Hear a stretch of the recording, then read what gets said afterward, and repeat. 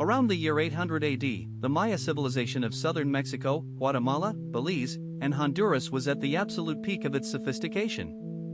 Their cities had stone palaces, plastered roads, advanced agricultural terraces, sophisticated water management, art, mathematics, astronomy, and one of the most accurate calendar systems ever invented by any human civilization. The Maya population in the central lowlands was around 10 to 15 million people.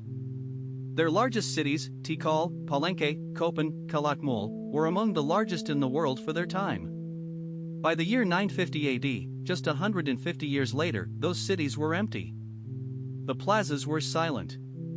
The temples were abandoned. The rainforest was reclaiming the steps of the pyramids. Population estimates suggest the Maya population had collapsed by 90 to 95%. This is one of the most dramatic civilizational collapses in human history, and for over 100 years archaeologists have been arguing about why it happened. New evidence from the past 15 years is finally giving us a coherent answer. To understand the collapse, you have to understand who the Maya were. They were not one empire. They were a civilization, a network of independent and often warring city-states who shared a common language family, a common writing system, common mathematics, and a shared cosmology. Each city had its own ruling dynasty. The most powerful dynasties extended their influence across multiple cities through warfare, dynastic marriages, and tribute relationships. By 800 AD, the Maya had been continuously developing for over 1500 years. They had domesticated maize, beans, squash, and chile. They had developed sophisticated water management systems including elevated reservoirs, canals, and terraced agriculture. They had built astronomical observatories that tracked Venus, predicted eclipses, and managed multiple interlocking calendars including the famous long count. They had a writing system that recorded the deeds of kings, the dates of battles, and the genealogies of dynasties. We can read most of this writing today thanks to a series of brilliant linguistic breakthroughs in the 1980s and 90s. So what happened?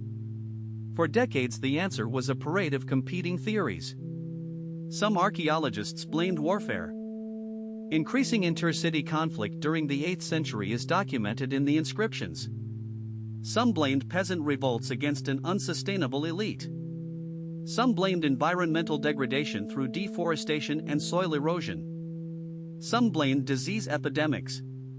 Some blamed social collapse driven by the failure of religious legitimacy when promised rains did not arrive. The truth, as it has emerged in the past 2 decades, involves several of these factors interacting through one master cause: drought. Specifically, a series of multi-decade megadroughts that affected the central Maya lowlands during the late 9th and early 10th centuries. The evidence comes from multiple independent sources. Scientists studying lake sediments in the Yucatan have analyzed thousands of years of organic deposits and identified a sequence of severe dry periods between approximately 800 and 900 AD. Stalagmites in caves under the Maya region have growth patterns that record annual rainfall. They confirm the same dry period.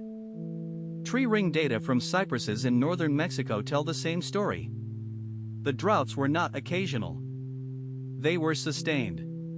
Multiple decades of below-average rainfall.